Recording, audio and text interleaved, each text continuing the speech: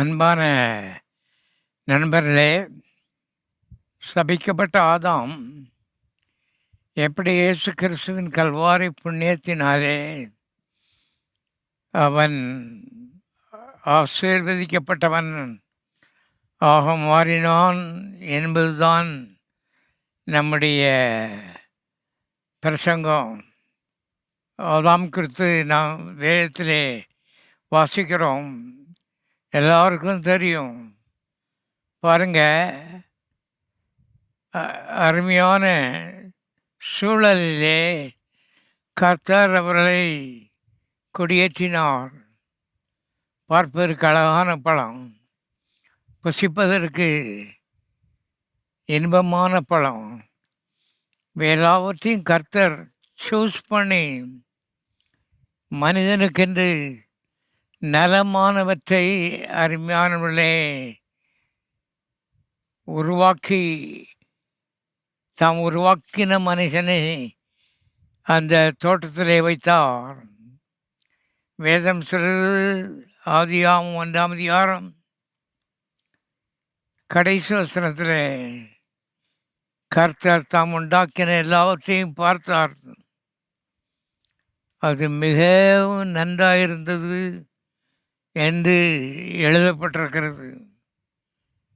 ஆகவே அருமையான இடத்திலே அவனை வைத்தார். ஒவ்வொரு நாளும் பகலும் குளிர்ச்சியான வேளையிலே தேவனாகிய கர்த்தர் பரலோகத்தை விட்டு இறங்கி ஏதேன் தோட்டத்துக்கு வந்து அவர்களோடு உறவாடினார். இதை போல பாக்கியத்தை எங்கே பார்க்க முடியும்? ஆனால் மனுக்குலத்தினுடைய பலவீனத்தை நாம் உணர வேண்டியது அவசியமாக இருக்கிறது. இப்படிப்பட்ட சூழ்நிலையிலையும் பாருங்கள், அவன் அத்தனையும் அவனுக்கு அளித்த தேவனுடைய வார்த்தையும் மறந்துவிட்டு பிசாசின் வார்த்தைக்கு செவி கொடுத்தான் என்று வேதத்திலே வாசிக்கிறோம்.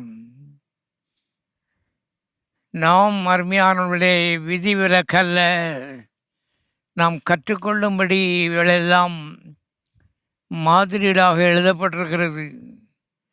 ஆகவே அவனை பார்த்து இப்படி சொன்னார். பின்பு அவர் ஆதாமை நோக்கி, நீ உன் மனைவியின் வார்த்தைக்கு செவி கொடுத்து புசிக்க வேண்டாம் என்று நான் உனக்கு விலக்கின விருட்சத்தின் கனியை புசித்தபடினாலே பூமி உன் நிமித்தம் சபிக்கப்பட்டிருக்கும். வருத்தத்தோடே அதன் பலனை நீ புசிப்பாய். அது முள்ளையும் குறுக்கியும் உனக்கு முளைப்பிக்கும். நீ பூமியிலிருந்து எடுக்கப்பட்டபடினாலே உன்னுடைய முகத்தின் வேர்வையாலே நீ ஆகாரம் சாப்பிடுவாய் என்ற சாபமும் முன்மிலே வைக்கப்பட்டது. என்ன துக்ககரமான ஒரு காரியம் பாருங்க. ஆதாம் ஏதேன் தோட்டத்திலே உழைத்தான், ஆனால் வேர்வை சிந்தவில்லை. இங்கே ஆகாரத்துக்காக வேர்வை சிந்தும்படி ஆதாம் கட்டாயப்படுத்தப்படுகிறான். ஆகவே அன்றாட பாடு முகத்தின் வேர்வையினாலே கழிந்தது என்பதை புரிந்து கொள்ளுங்கள். பொன்னை விளைவித்த பூமி முள்ளை விளைவிக்கிறது. ஏன்? பூமி மனிதனோடு ஒத்துழைக்க மறுத்துவிட்டது. இந்த முழு உலகமும், ஆவி உலகத்தை குறித்து பேசிக் கொண்டிருக்கிறேன், பெரிய உலகம் எல்லாம் வார்த்தைக்கு கட்டுப்பட்டிருக்கிறது. பூமி கூட வார்த்தைக்கு கட்டுப்பட்டிருக்கிறது. மனிதன் வார்த்தைக்கு கீழ்ப்படியாமை காட்டினபடினாலே பூமி மனிதனுக்கு ஒத்துழைக்க மறுத்து விட்டது. பொன்னை விளைவித்த பூமி முள்ளை விளைவிக்கிறது. ஆசீர்வாதமான பூமி சபிக்கப்பட்டதாய் மாறி போய்விட்டது. அப்படிப்பட்ட ஒரு சாபத்துக்குள்ளே ஆதாமும் ஏவாளும் தள்ளப்பட்டார்கள். வேதனையான விஷயம் என்னவென்றால், தேவனாய கர்த்தர் அவர்களை அந்த தோட்டத்திலிருந்து துரத்தினார் என்று எழுதப்பட்டிருக்கிறது. பாருங்க, தோட்டத்தை விட்டு துரத்தப்படுகிற ஒரு நிலையிலே அன்றாட பசித்து இருவதற்காக அவன் நெற்றி வேர்வை நிலத்தில் சிந்த வேண்டிய கட்டாயத்துக்கு உட்படுத்தப்பட்டான். ஆசீர்வாதம் போய்விட்டது, சாபம் அவனை நிரப்பிவிட்டது. ஆதாம் ஏவாளும் 100க்கு 100 சபிக்கப்பட்டவர்களாக இன்றைக்கு வெளியே, தோட்டத்துக்கு வெளியே நின்று கொண்டிருந்தார்கள். அருமையானவர்களே, இந்த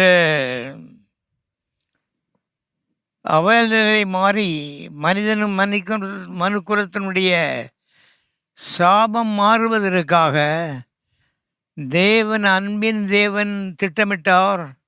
அவர் தம்முடைய மடியிலே இருந்த செல்ல குமாரனை இந்த பூலோகத்திலே மனுக்குலத்தின் பிரதிநிதியாக அவர் 2000 ஆண்டுகளுக்கு முன்பாக அனுப்பி தந்து இவ்வளவாய் உலகத்தில், பாவ உலகத்தில் அன்பு கூர்ந்தார் என்று நாம் வாசிக்கிறோம். கலாத்தியர்கள் நிறுவம் 4ஆம் அதிகாரம் 5ஆம் வசனம். கலாத்தியர் 4:5. காலம் நிறைவேறின போது ஸ்திரீயரிடத்தில் பிறந்தவரும் நியாயப்பிரமாணத்துக்கு கீழான வருமாகிய தம்முடைய குமாரனை தேவன் அனுப்பினார். அன்பு, தேவன் அன்பாகவே இருக்கிறார். ஆகவே அன்பு சபிக்கப்பட்ட இந்த மனுக்குலத்தை அப்படியே விட்டுவிடாதபடி அவனுக்கு ஒரு திருப்பத்தை கொடுத்து அவனை ஆசீர்வாதமாக மாற்றி ஒரிஜினலாக எவ்விதமாக உருவாக்கப்பட்டானோ அந்த நிலைக்கு கொண்டு வரும்படி முயற்சி பண்ணுகிறதை பார்க்கிறோம். அருமையானவர்களே, நாமும் எதன் மீதாவது அன்பாக இருந்தால் அது ஒரிஜினலாக இருக்கணும்னு சொல்லி நாம் முயற்சி பண்ணுறோம். தேவன் நம்மை காட்டிலும் மிக அதிகம் என்பதை தெரிந்து கொள்ளுங்கள்.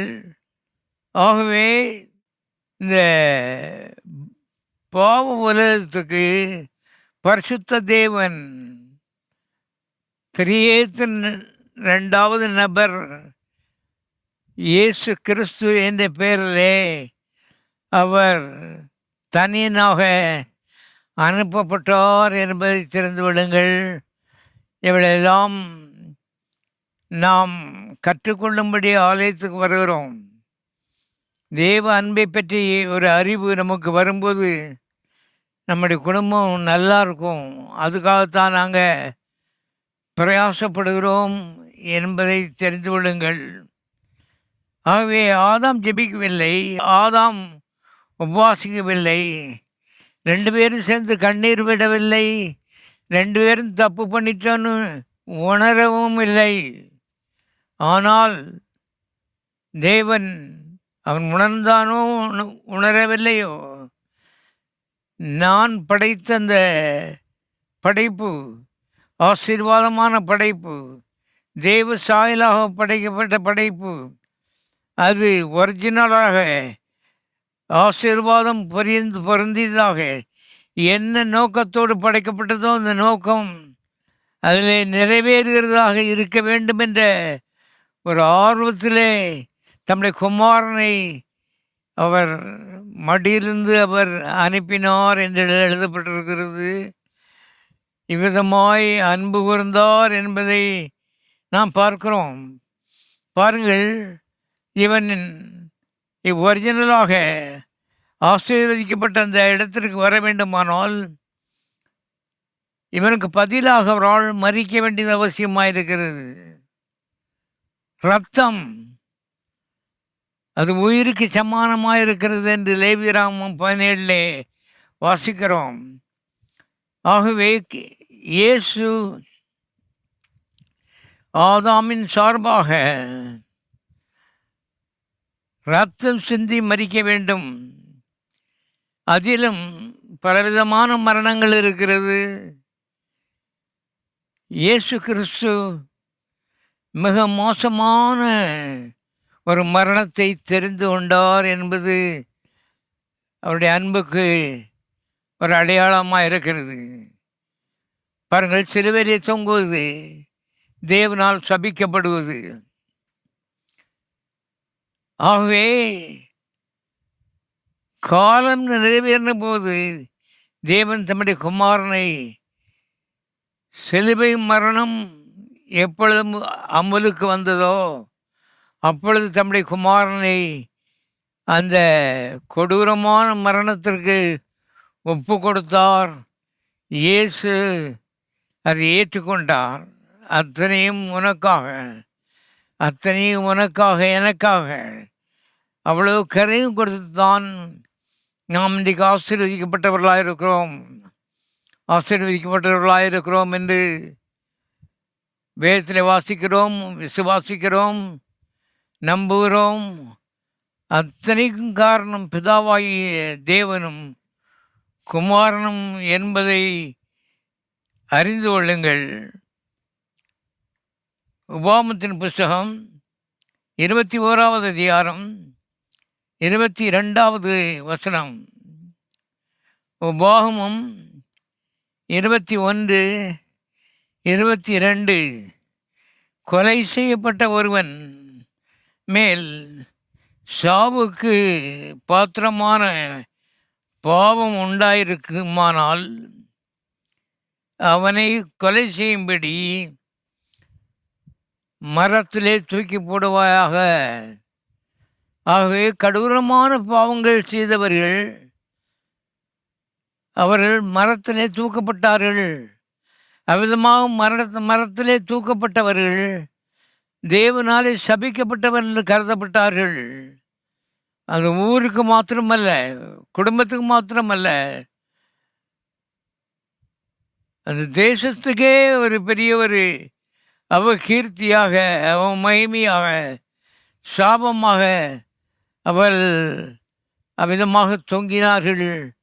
ஆகவே சிலுவை மரணத்தை உயர்த்தப்படுகிறதை எல்லாரும் வெறுத்தார்கள். ஆண்டவர் இயேசு கிறிஸ்து அதை தெரிந்து கொண்டார். அத்தனை நமக்காக.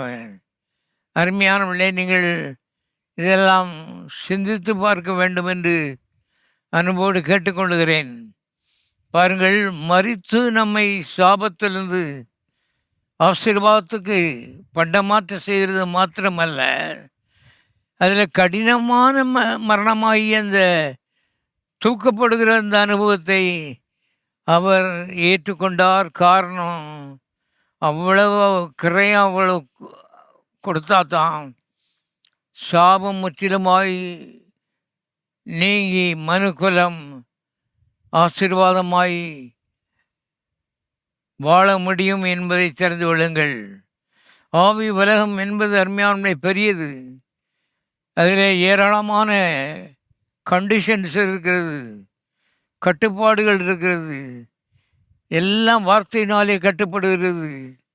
ஆகவே தான் வார்த்தையை கர்த்தவாய் கவனிக்கிற மக்கள் அவர்கள் தேவனாலே உயர்த்தப்படுகிறார்கள்.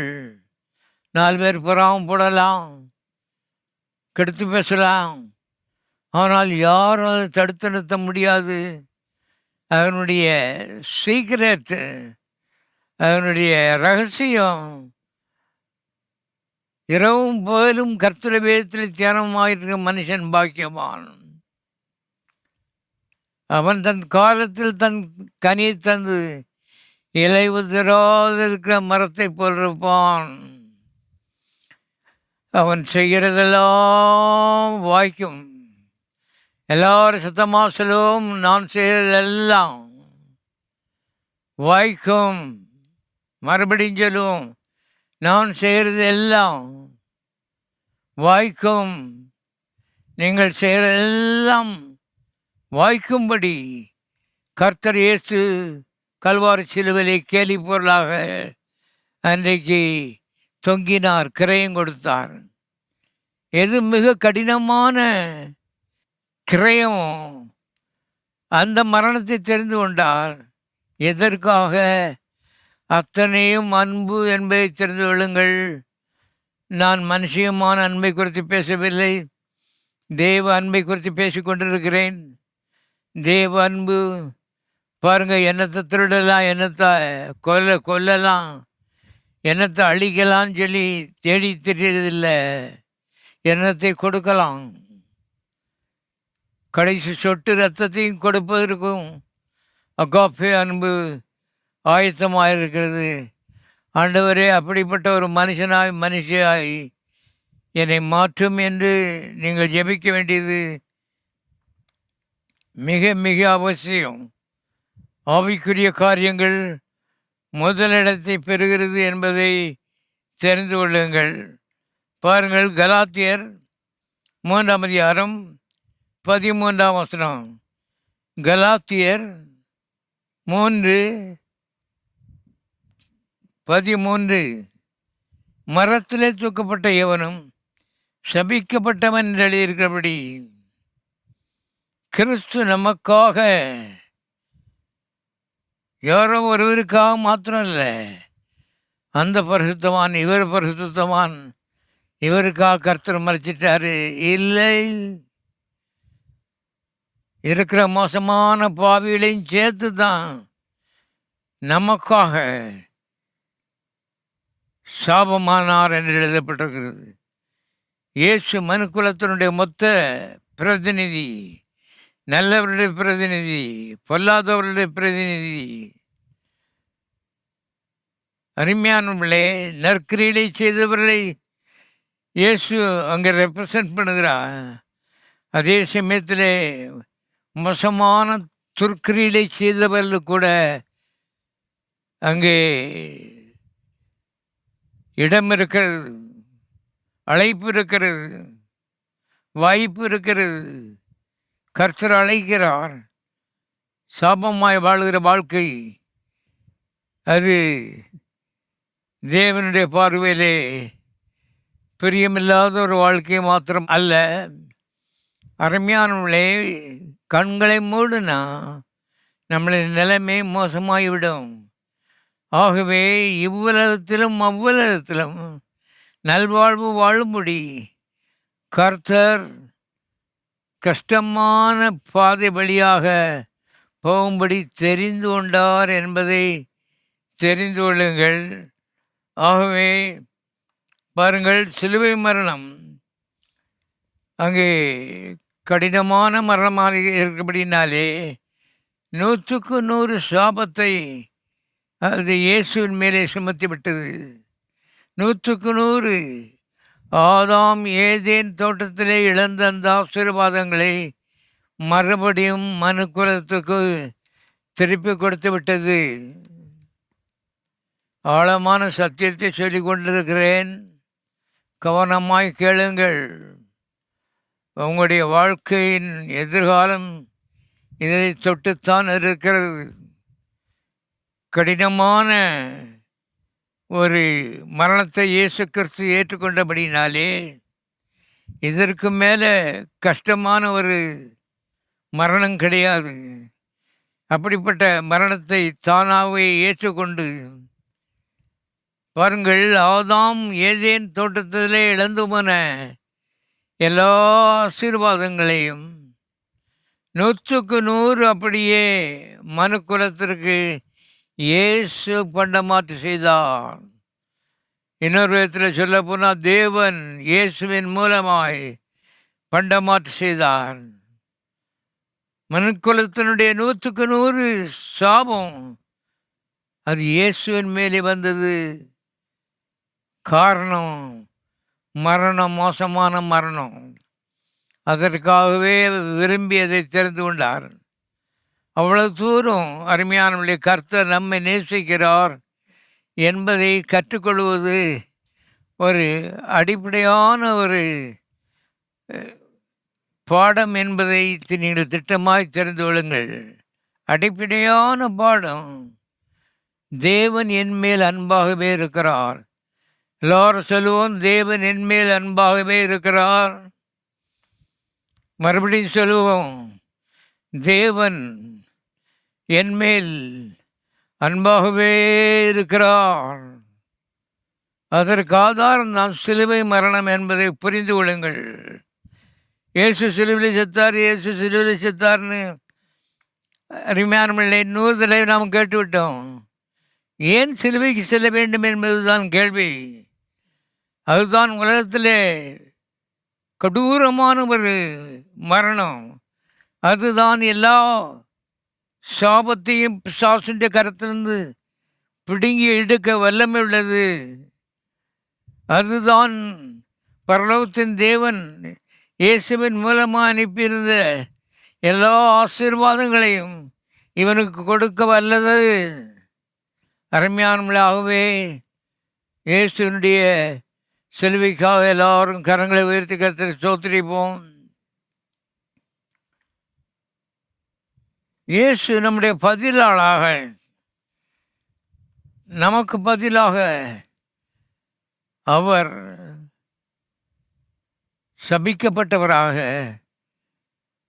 அருமையானவர்களே உயர்த்தப்பட்டார் என்று வேதம் சொல்கிறது. ஏனென்றால் மரத்திலே தூக்கப்பட்ட எவனும் சபிக்கப்பட்டவன் என்று எழுதியிருக்கிறபடி அப்படி வாசிக்கிறோம்.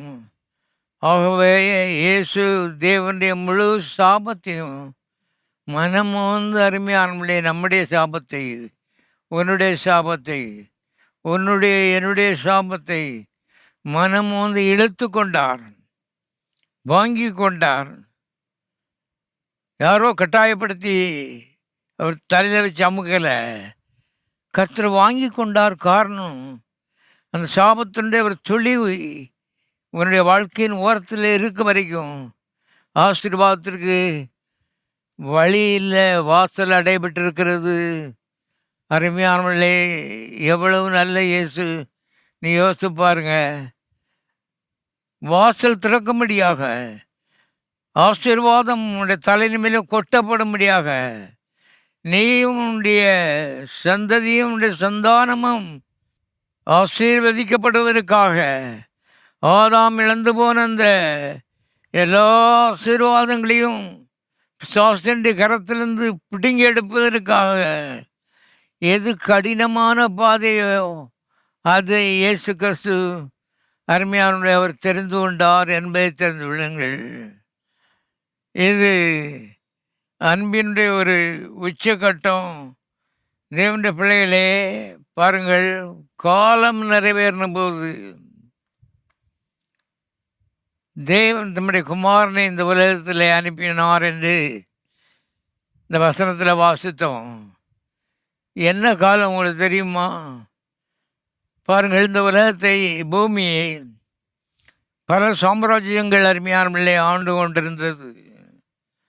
கடந்த காலத்தில் எகிப்து, அசீரியா, பெர்சியா,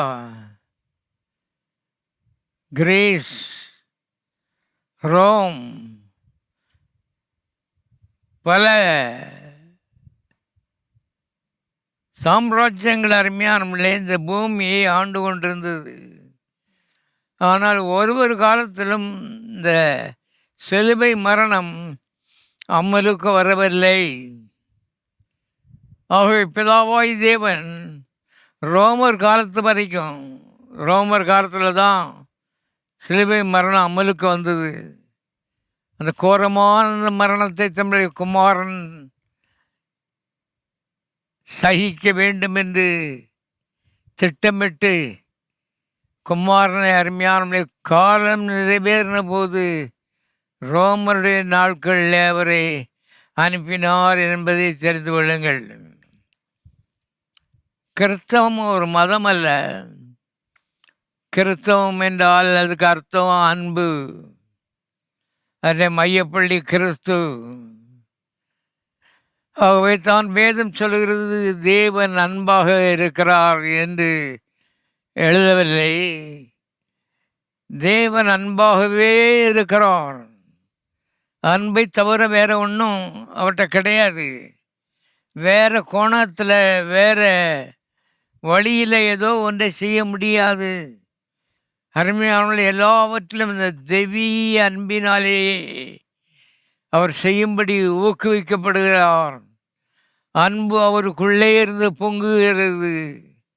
அந்த அன்பின் அடிப்படையில் தான் இந்த திட்டங்கள் எல்லாம் அருமையானவர்களே நிறைவேற்றப்படுகிறது என்பதை தெரிந்து கொள்ளுங்கள். இப்படிப்பட்ட தேவன் நம்மை நேசிக்கிறாரா என்ற ஒரு கேள்வியோடு உட்கார்ந்திருக்கிறவர்கள் நான் உங்களுக்காக பரிதாபப்படுகிறேன். அருமையானவர்களே, அடிக்கடி ஜெபியுங்கள்.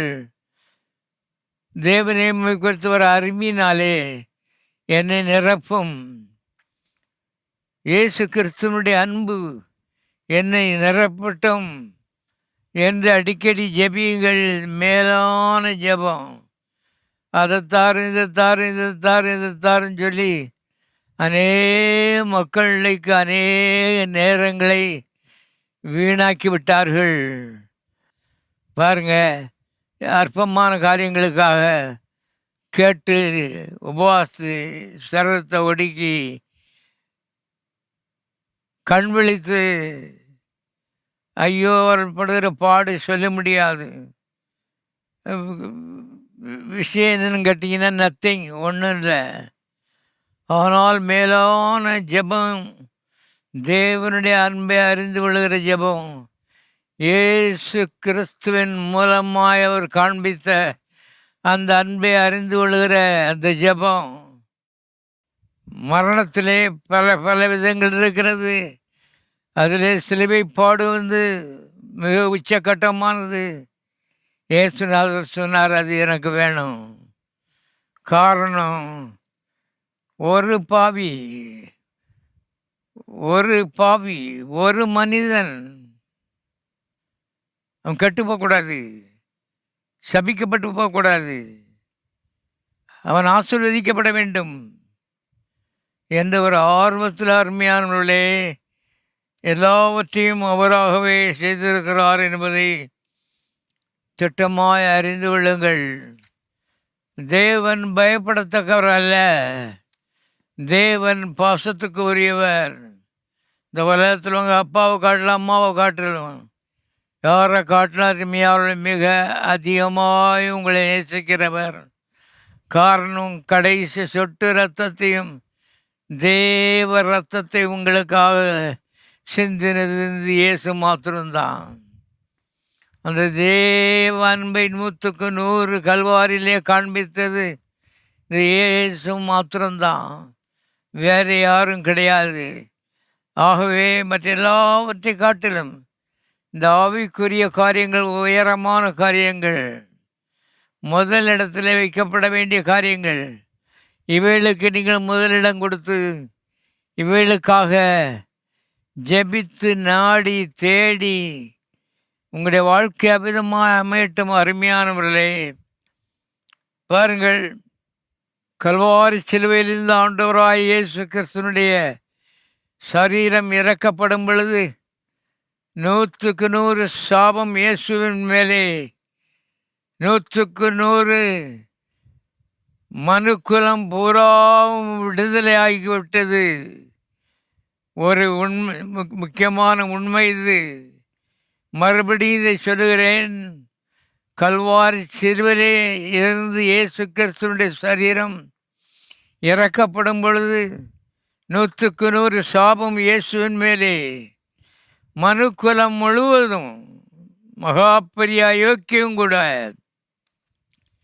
சாபம் நீங்கி ஆசீர்வாதத்தை அவன் பெற்றுக்கொள்கிறான். அப்படிப்பட்ட ஒரு அருமையான நற்செய்தி இது. இந்த நற்செயலை செய்யும்படி தான். அருமையானவர்களே, கர்த்தர் பரலோகத்திலிருந்து இந்த பூமிக்கு வந்தார் என்பதை திட்டமாய் தெரிந்து கொள்ளுங்கள். ஆகவே ஆதாம் இழந்து போன எல்லா ஆசீர்வாதங்களும் இன்றைக்கு ஒரு விசுவாசிக்கு சொந்தமாக இருக்கிறது. விசுவாசியில் கவனிங்கள். இயேசு கிறிஸ்துவை ஏற்றுக்கொள்ளாதவர்கள் இயேசுவே உள்ளே வாரும் என்றவருக்கு அழைப்பு கொடுங்கள். இயேசுவுக்கு அழைப்பு கொடுத்தவர்கள் அவர்கள் விசுவாசிகளாய் நீதிமான்களாய் இருக்கிறார்கள். அவர்களுக்கு ஆதாம் ஏதேன் தோட்டத்திலே இழந்து போன 100க்கு 100 ஆசீர்வாதங்களும் அவர்களுக்கு சொந்தமானது. அது அவர்களுக்கு தெரியுமோ தெரியாதோ, ஆனால் சத்திய வேதத்தினுடைய வார்த்தைகளை, உண்மைகளை, சத்தியங்களை உங்களுக்கு சொல்லிக் கொண்டிருக்கிறேன். இன்றைக்கு 100க்கு 100 ஆதாமை போன்றவர் ஏதேன் தோட்டத்திலே ஆசீர்வதிக்கப்பட்ட வாழ்க்கையிலே வாழும்படி நீங்கள் அழைக்கப்பட்டிருக்கிறீர்கள். அதுவே ரட்சிப்பு. அதுதான் பரிசுத்தாவினுடைய அபிஷேகம். ஆகவே அதற்கு குறைந்த எதிலையும் ஒரு கோட்டை போட்டு வச்சு நம்ம வாழ்க்கை இவ்வளவுதான், அதுக்கு மேலே இல்லை என்ற முடிவுக்கு வராத அது மதியினம். எவனையும் மென்மைப்படுத்தவும் பலப்படுத்தவும் ஒவ்வொராலே ஆகும். சிறியவனை கொழுதி இருந்து உயர்த்தி ராஜாக்களோடு உட்கார வைக்கிற தேவன் நம்முடைய தேவன். இது ஒரு மதம் அல்ல, இது ஒரு வாழ்க்கை முறை. ஆகவே தாழ்த்தப்பட்ட உயர்த்தப்படுவதற்கு, அறிவில்லாதவர்கள் அறிவை பெறுவதற்கு, பலமில்லாதவர்கள் பலத்தை பெறுவதற்கு, சுகமில்லாதவர்கள் சுகத்தை பெறுவதற்கு, தோல்வியற்றவர்கள் ஜெயத்தை பெறுவதற்கு ஒரே வழி இயேசு. அந்த இயேசு கடினமான ஒரு மரணத்தை தன்மேலே நம்முடைய சார்பிலே அவர் ஏற்றுக்கொண்டு சபிக்கப்பட்டு 100க்கு 100 ஆதாம் இழந்து போன ஆசீர்வாதங்களை நமக்கு பண்டமாற்று செய்திருக்கிறார். செய்ய போகிறாரல்ல. நீங்கள் இன்னொரு 7 நாள் உபவாசம் இருந்தால் இது எந்தாவது செய்வார். இன்னும் ஒன்றும் செய்ய போகிறதில்ல. இப்போ வாங்குகிற காலம், கல்வாரியிலிருந்து ட்ரா பண்ணுற காலம், கிளைம் பண்ணுற காலம். அருமையானவர்களே, இப்போ கஞ்சிற காலம் இல்லை, மன்றாடுற காலம் இல்லை, பிச்சை எடுக்கிற காலம் இல்லை. ஜெபம் சொல்லி பாருங்க, அத்தனை மகத்தான ஒரு உயரமான இடத்திற்கு உங்களை கொண்டு போகும்படி அவ்வளவு தூரம் தன்னை தாழ்த்தி சபிக்கப்பட்டவராய் நிர்வாணமாய் சிலுவையிலே இயேசு தொங்கினார். இந்த இயேசு இயேசு இயேசு இந்த இயேசு உங்கள் உயிராக இருக்கட்டும். இந்த இயேசு உங்களுடைய எல்லாமா இருக்கட்டும். உங்களுடைய வாழ்க்கையில் அருமையானவர்களே, ஒரு நாளும் நீங்கள் தோற்று போக மாட்டீர்கள். சிங்க குட்டிகள் தாட்சியிலிருந்து பட்டினியாக இருக்கும் கர்த்தரை தேடுகிறவர்களுக்கோ ஒரு நன்மையும் குறைபடாது. காட்டில் எந்த மிருக குட்டிகள் தாட்சி அடைந்து தவழ்ந்து போகலாம், ஆனால் சிங்கக்குட்டி தாட்சி அடையாது. காரணம், அது காட்டினுடைய ராஜா. நம்முடைய தேவன் ராஜாதி ராஜா, மகாராஜா. இந்த அறிவு உங்களுக்கு வரும்போது உங்களுக்கு ஒரு குறையும் வராது. எல்லா குறைவுகளும் ஓடட்டும் இயேசுவின் நாமத்தினால. எல்லா சாபங்களும் மறையட்டும். எல்லா தோல்விகளும் ஓடட்டும் இயேசுவின் நாமத்தினாலே. எல்லா வியாதியிலும் மறைந்து போவதாக. எல்லா பணக்குறைவு, மறைந்து போகும்படி கட்டளை கொடுக்கிற இயேசுவின் நாமத்தினாலே, ஆண்டவர் இயேசு கல்வாரி செருவிலே செய்த புண்ணியத்தினாலே, இன்றைக்கு மனுக்குலம் எவராயிருந்தாலும் நம்புகிற ஒரு மனிதன், சுவாசிக்கிறவன், நம்பிக்கையை கர்த்தர் மேலே வைக்கிறவன், அவன் ஒரு நாள் தோற்று போக மாட்டான். அவனுக்கு ஜெயந்தான். ஏனென்றால் இயேசுவின் ஜெயம் அவனுடைய ஜெயம், இயேசுவினுடைய ஆசீர்வாதம் அவனுடைய ஆசீர்வாதம்.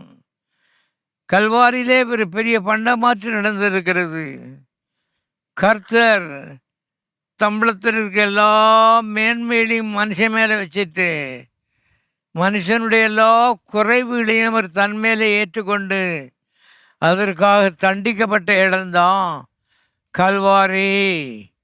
அருமையானுள்ளே, ஆகவே நீ கிறிஸ்தவர்களாக இருந்தாலும் சரி, அல்லது வேறு இனத்தை சேர்ந்தவர்களாக இருந்தாலும் சரி, விசுவாசிப்பீர்களானால் இது உங்களுக்கு பலிக்கும், நம்புவீர்களானால் இது பலிக்கும்.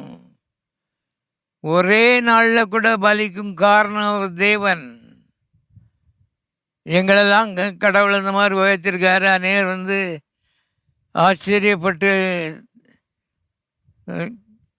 கொஞ்சம் பக்கத்தில் வர்ற கொஞ்சம் யோசித்து கொஞ்சம் தள்ளி நின்றுட்டு எப்படி நடந்துச்சின்னு கேட்டுக்கிட்டு இருக்காங்க. இப்படி தான் ஒரு நாளில் கூட அவரால் உயர்த்த முடியும். இன்றைக்கே அவரை உயர்த்த முடியும். உடைய பாரங்கள் எல்லாவற்றையும் மாற்றி போட முடியும். வியாதிகள் எல்லாவற்றையும் மிதித்து போட முடியும். சாவுக்கு எதுவான பலவீனமான உடைய சரீரத்தை உயிர்ப்பிக்க முடியும். அவர் தேவன். அவருடைய பேர் இயேசு. அந்த இயேசு கல்வாரி சிலுவையிலே அருமையானவர்களே எல்லாருக்காகவும் ஒரு பெரிய பண்டமாற்ற செய்திருக்கிறார். சாபத்தை 100க்கு 100 அவர் வாங்கி ஆசீர்வாதத்தை 100க்கு 100 மனுக்குலத்து கொடுத்திருக்கிறார். ஆகவே என்னை இயேசு ஏற்றுக்கொள்வாரா என்ற கேள்வியோடு உட்கார்ந்திருக்கிற சகோதரனே, உனக்காகத்தான் தேவாவியானவர் பேசுகிறார். பாருங்க, ஆகவே யோவான் 12:32 நான் பூமியிலிருந்து உயர்த்தப்பட்டிருக்கும் பொழுது எல்லாரையும் என்னிடத்தில் இழுத்துக்கொள்வேன். அது என்ன உயர்த்தப்பட்டிருக்கும் பொழுது? பாருங்க, சிலுவையில் உயர்த்தப்படுற பற்றி இவர் பேசுகிறாரு. உயர்த்தப்படுறதுன்னா சபிக்கப்படுறதுன்னு அர்த்தம். அருமையான பழைய ஏற்பாட்டு காலம் 4000 வருஷம் ஒரு மனுஷனை மரத்தில் உயர்த்திட்டாங்கன்னா தேவனால் சபிக்கப்பட்டவன். அவன் குடும்பம் சபிக்கப்பட்டது, ஊர் சபிக்கப்பட்டது. ஆகவே அவர்களுக்கு அது நன்றாக விளங்கினது. நான் சொல்கிற இந்த காலை வேளையிலே உங்களுடைய நிலை எப்படி இருந்தாலும் சரி, இந்த இயேசுவின் மேலே நம்பிக்கை வைப்பீர்களானால் உங்கள் எல்லா சாபங்களையும் போக்கி 100க்கு 100 ஆசீர்வாதங்களை உங்களுக்கு தர அவர் விரும்புகிறார். இன்னொரு காரியத்தை நான் உங்களுக்கு சொல்லுகிறேன். பாருங்கள், இதே பகுதியில் ஒரு சத்தியத்தை வாசிக்கிறோம். அதை உங்களுக்கு வாசித்து காண்பிக்க விரும்புகிறேன். அதற்கு முன்னால் இன்னொரு சின்ன ஒரு காரியத்தை கேட்டு விட்டு அதற்கு அப்புறம் திரும்ப இதை கேளுங்க. பாருங்கள், ஆண்டவராக இயேசு கிறிஸ்து குழந்தையாக இருக்கும்போது ஏரோது அவரை கொன்னுவிட பார்த்தான், கொல்ல முடியல. அதுக்கப்புறம் வாலிப வயசாகும்போது தேவாலய உப்பரைக்கின் மேலே ஏறி அங்கேருந்து கீழே குதி அப்படி சாவடிக்கலான்னு யோசித்தான், முடியல. பல முறை கல்லெறிந்து கொல்வதற்காக பிரயாசப்பட்டார்கள். ஒருவராலும் ஒரு முறை கூட கொல்ல முடியவில்லை. அருமையானவர்களே, ஆனால் தேவ சித்தம் அங்கே நிறைவேறிற்று. தேவன் ஆசைப்பட்டார், தேவன் விரும்பினார், இயேசு சித்தமிட்டார், திட்டமிட்டார், அது மாத்திரம் நடக்கும். உன் வாழ்க்கையில் அப்படி தான், உன் வாழ்க்கையில் அப்படி தான். தேவன் எது திட்டமிடுகிறாரோ அதற்கு சிறந்தாழ்த்தும்படி நான் கேட்டுக்கொள்கிறேன். அது எங்களுக்கு பொழுதிலிருந்து இவ்வளோ உயர்வை கொண்டு வந்திருக்கிறது. என்ன கர்த்தர் வைத்திருக்க உயர்வை நான் மனதிலே வைத்து தைரியமாக பேசுகிறேன். காரணம், எனக்கு பிரியமில்லாத சில காரியங்களெல்லாம் சரி ஆண்டவரே, எனக்கு பிரியமில்லை, ஆனால் நீ சொல்கிறீர், நான் செய்கிறேன், அப்படியே செய்ய போகிறேன். எனக்கு இஷ்டம் இல்லை, உமக்கு தெரியும், எனக்கு தெரியும். அருமையானவர்களே, ஆச்சரியப்படத்தக்க ஆசீர்வாதங்களே வாழ்க்கையிலே கொண்டு வந்திருக்கிறது, உனக்கும் கொண்டு வரும். அதுக்காகத்தான் கோயில் நடத்திட்டு இருக்கோம். இன்னொரு காரியம் கவனிங்கள். உபாகமத்தின் புஸ்தகம் 21வது அதிகாரம் 23வது வசனம். இரவிலே அவன் பிரேதம் மரத்திலே தொங்கலாகாது, அந்நாளில் தானே அதை அடக்கம் பண்ண வேண்டும். தூக்கி போடப்பட்டவன் தேவனால் சபிக்கப்பட்டவன். ஆகையால் உன் தேவனாய கர்த்தர் உனக்கு சுதந்திரமாக கொடுக்கும் உன் தேசத்தை தீட்டுப்படுத்தாயாக. ஒரு விவரம் பாருங்கள், சத்தியத்தை பாருங்கள். ராத்திரியில் தூக்கி போட்டாச்சுன்னு சொன்னான், அன்றைக்கே அவனை அடக்கம் பண்ணணும். இல்லைன்னா இஸ்ரவேல் தேசம் முழுவதும் தேவ சாபம் வந்து மூடிக்கொள்ளும் என்று வேதம் சொல்லுது. ஆகியதான் அவசர அவசரமாக அடக்கம் பண்ணாங்க. ஆண்டவராய் இயேசு அவசரமாக ஜீவனை கொடுத்தார். உனக்கு தெரியுமா? வேதத்தில் ஆழமாக படிச்சேன்னா தேவாவியானவர் இங்கே உனக்கு பேசுவார். துரிதமாய் அவர் மரித்தார், அதற்குரிய வழிகளெல்லாம் செய்தார். அநேர் சிலுவையில் 2 நாள் 3 நாள் தொங்கிட்டு கிடப்பாங்களாம். கடைசியில் நாயும் பூனையும் வந்து அதை கடித்து ஒன்றும் இல்லாமல் ஆக்கி, ஆனால் இயேசு சீக்கிரமாய் ஜீவனை விட்டார். வேதத்திலே ஒரு பகுதியை வாசிக்கிறேன். மார்க்கின் சுவிசேஷம் 15ஆம் அதிகாரம் 43வது வசனம். மார்க் 15:43. கனம் பொருந்திய ஆலோசனை காரணம் அரிமத்தியா ஊரானும் தேவனுடைய ராஜ்யம் வர காத்திருந்தவனுமாகிய யோசேப்பு என்பவன் வந்து பிலாத்துவினிடத்தில் துணிந்து போய் இயேசுவின் சரீரத்தை கேட்டான். அவர் இத்தனை சீக்கிரத்தில் மரித்து போனாரா என்று பிலாத்து ஆச்சரியப்பட்டு 100க்கு அதிபதியை அழைப்பித்து, அவர் இதற்குள்ளே மரித்தது நிச்சயமா என்று கேட்டு அந்த சரீரத்தை கொடுத்தான். கற்பனையை தூண்டிவிட விரும்புகிறேன். பிலாத்து இயேசுநாதரை முதல் தடவை சிலுவையில் அறையில் பல 100 பேரை சிலுவையில் அறைந்திருக்கிறேன். இத்தனை சீக்கிரத்தில் மரித்து போன ஆள் இயேசு மாத்திரந்தாங்க தெரிஞ்சுக்க. அதுக்கு காரணம் அகாப்பே அன்பு, அவருக்குள்ளே இருக்க அந்த அன்பு. இந்த சாபம் இந்த தேசம் உலகம் பூராவும் வந்து தொற்றக்கூடாது. சாபம் தொலையணும், ஆசீர்வாதம் துளிர்க்கணும். ஆகவே அவருக்குள்ளே இருந்த அந்த ஜீவன் சீக்கிரமாக உயிரை விடுறதுக்கு அவருக்கு ஏதுவாக இருந்து நம்பி தெரிந்தவர்கள். காரணம் என்ன தெரியுமா? நீதான் நீ சபிக்கப்படக்கூடாது, உன்னுடைய சந்ததி சபிக்கப்படக்கூடாது, உன்னுடைய சந்தானம் சபிக்கப்படக்கூடாது, நீ ஆசீர்வதிக்கப்பட வேண்டும் என்ற ஆர்வம். அந்த ஆதங்கத்தில் இயேசு கிறிஸ்து சீக்கிரமாக ஜீவனை விட்டார். ஒரு பிலாத்து பல 100 பேரை சிலுவையில் அடிச்சமே, இவரை போல இவ்வளோ நேரத்துக்குள்ள சீக்கிரமாக சாகிற ஒரு ஆளை அவன் கண்டதே இல்லை, ஆச்சரியப்பட்டான் என்று எழுதப்பட்டிருக்கிறது. இந்த ஆச்சரியங்களெல்லாம் எதற்கு தெரியுமா?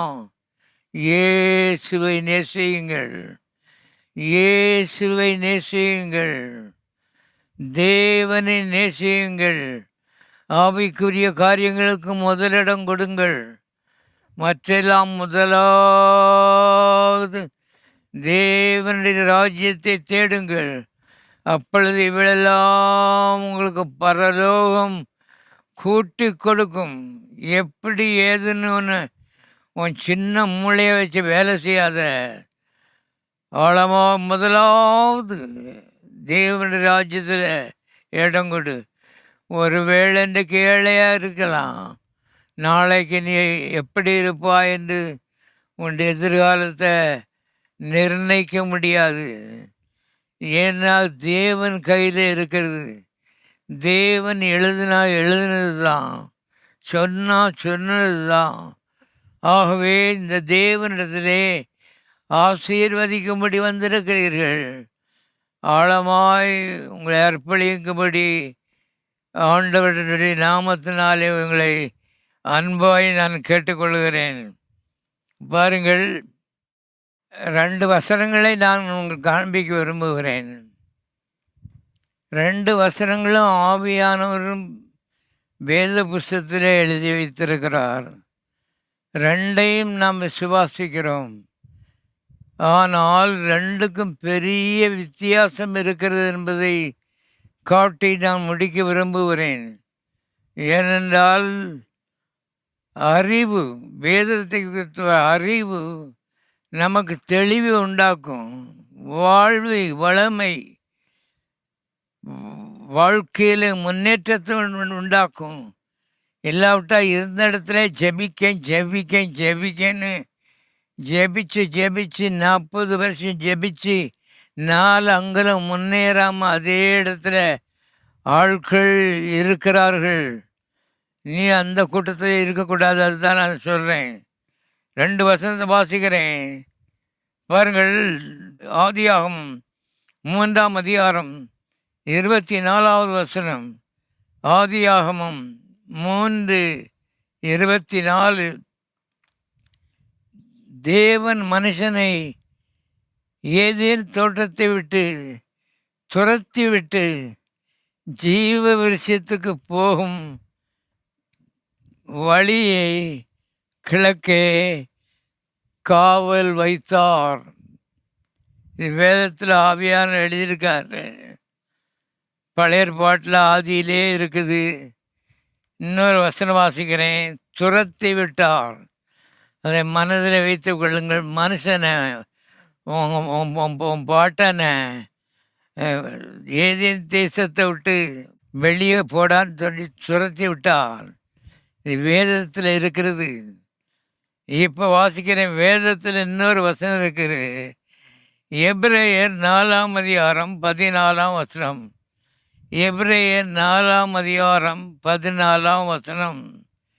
நம்முடைய பலவீனங்களை குறித்து பரிதபிக்கக்கூடாத பிரதான ஆசாரியர் நமக்கு இராமல் எல்லா விதத்திலும் நம்மை போல் சோதிக்கப்பட்டும் பாவம் இல்லாதவராயிருக்கிற பிரதான ஆசாரியரே நமக்கு இருக்கிறார்.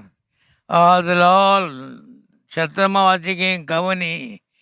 ஆதலால் நாம் இரக்கத்தை பெறவும் ஏற்ற சமயத்திலே சகாயம் செய்யும் கிருபையை அடையவும் தைரியமாய் கிருபாசனத்தினை கெட்டி சேர கடவும். ஏதேன் தோட்டம் என்பது கிருபாசனம், தேவ சமூகம் என்பதை தெரிந்து கொள்ளுங்கள். அங்கே இது அடித்து துரத்து வெளியே தள்ளப்பட்ட மனுஷன் இங்கே திரும்ப கடவுள் அழைப்பு கொடுக்காரு பாருங்க. அவர் சொல்கிறாரு, இயேசு என்னும் ஒரு பிரதான ஆசாரியன் நமக்காக உன் பதிலாளாக இருக்கிறபடினால் உன் சாபத்தை அவர் மேலே வாங்கிட்டு அவருடைய ஆசீர்வாதத்தை உன் மேலே வச்சிருக்கனால நீ ஜெபிக்கிறதுனால இல்லை, அவர் ஜெபிக்கிறதுனால அவர் நிமித்தம் பாருங்கள் என்ன செய்ய வேண்டும் என்று எழுதப்பட்டிருக்கிறது. நாம் இரக்கத்தை பெறவும் ஏற்ற சமயத்தில் சகாயம் செய்யும் கிருபையை அடையவும் தைரியமாய் கிருபாசனத்தண்டை கிட்டி சேர கடவும். இன்றைக்கு நாம் இந்த 2வது வசனத்தில் வாழுகிறோம் என்பதை புரிந்து கொள்ளுங்கள்.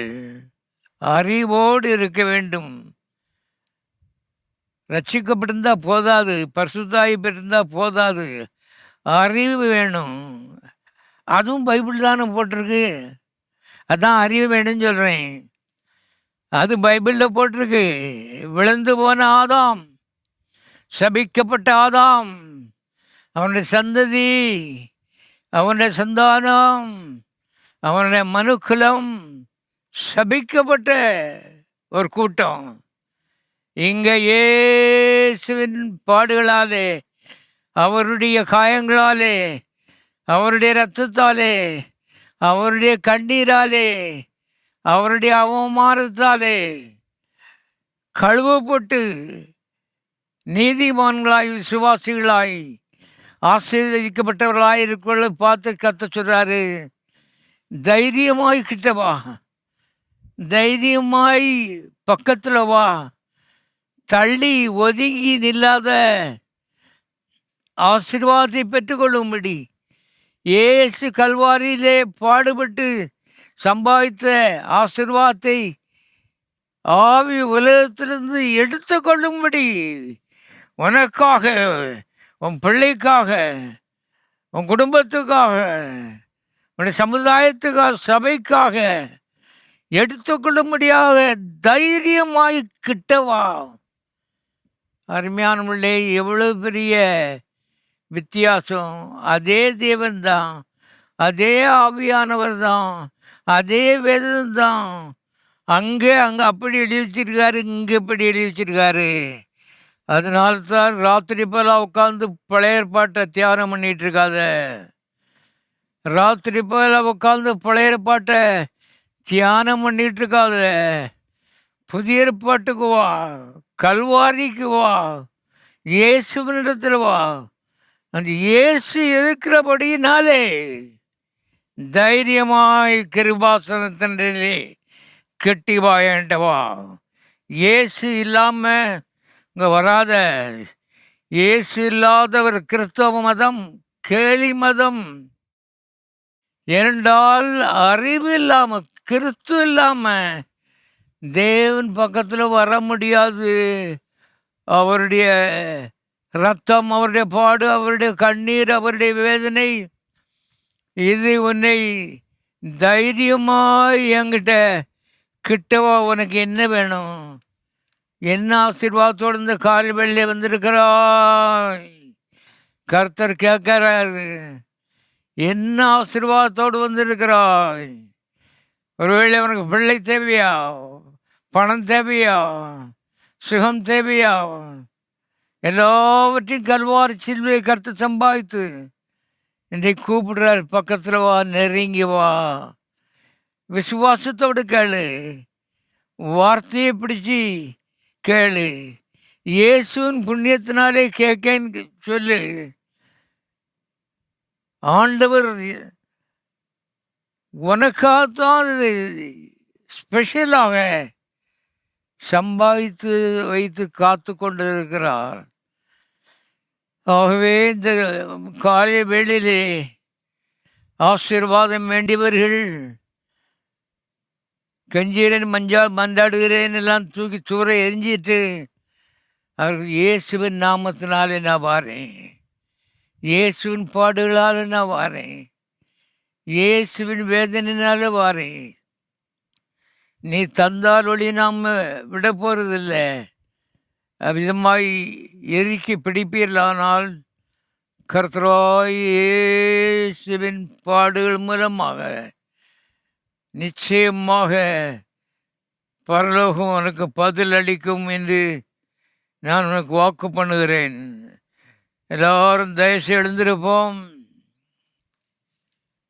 எல்லாரும் கரங்களை உயர்த்தி கர்த்தரை ஸ்தோத்தரிப்போம். தேவனை ஸ்தோத்தரிப்போம். இயேசுவை ஸ்தோத்தரிப்போம். ஆவியானவரை ஸ்தோத்தரிப்போம். இந்த கிறிஸ்தவ ஜீவியத்துக்காக பாக்கியத்துக்காக தேவனை ஸ்தோத்தரிப்போம். இந்த காலை அவனுக்கு என்ன தேவை? ஒருவேளை ஃபெயிலாகி தோற்று போய் வாழ்க்கையில் முன்னேற்றம் இல்லாமல் மறுபடியும் அடிபட்டு இங்கு உட்கார்ந்துருக்கலாம். தேவன் ஜெயத்தின் மேலே ஜெயித்தவனுக்கு கட்டளை இட விரும்புகிறார். எதுவாக இருந்தாலும் இயேசுவின் மூலமாய் வாருங்கள். எல்லாரும் கரங்களை உயர்த்தி கர்த்தரை ஸ்தோத்திரிப்போம். ஜெபிப்போம். பரலோக பிதாவே, நாங்கள் ஸ்தோத்திரிக்கிறோம். நம்முடைய அன்புக்காக நாம் துதிக்கிறோம். ஆண்டவரே, இயேசுவின் மூலமாக இந்த அன்பை உலகத்துக்கு காட்டினீரே, எதற்காக உமக்கு நன்றி. தகப்பனே, சிலுவைக்காக உமக்கு நன்றி. சிலுவையிலே கர்த்தாவே எங்களுடைய சுவாபத்தை இயேசுவின் மேலே வைத்தபடியினால் நன்றி. அவருடைய ஆசீர்வாதத்தை எங்கள் மேலே வைத்தபடியினால் உமக்கு நன்றி. இந்த காலை வேளையிலே நாங்கள் ஆசீர்வதிக்கப்பட்டவர்கள் சொல்லுகிறோம். அதற்காக நாங்கள் துதிக்கிறோம், பாராட்டுகிறோம், வாழ்த்துகிறோம். ஆண்டவரே, நீர் எங்களுக்கு காண்பித்த அன்புக்காக உங்கள் ஸ்தோத்திரம். சொந்த குமாரனும் வராமல் அவரே நமக்காக தந்தவர். அவரோடு கூட மற்ற எல்லாவற்றையும் அருளாது இருப்பது எப்படி என்று எழுதியிருக்கபடி மக்களுடைய தேவையில் இயேசுவின் நாமத்தினாலே சந்திக்கப்படுவதாக. தேவையில் இயேசுவின் நாமத்தில் சந்திக்கப்படுவதாக. தேவையில் இயேசுவின் நாமத்தினாலே சந்திக்கப்படுவதாக. அற்புதமாய், அதிசயமாய், ஆச்சரியமாய் இயேசுவின் நாமத்தினாலே தேவதூதர் பதிலை கொண்டு வரும்படி இயேசுவின் பாடுகள் மூலமாக நான் ஜெபிக்கிறேன். தகப்பனே, மக்களை ஆசீர்வதிப்பீராக. அப்படி செய்ததற்காக உமக்கு நன்றி. இயேசுவின் நாமத்தில் பிதாவே.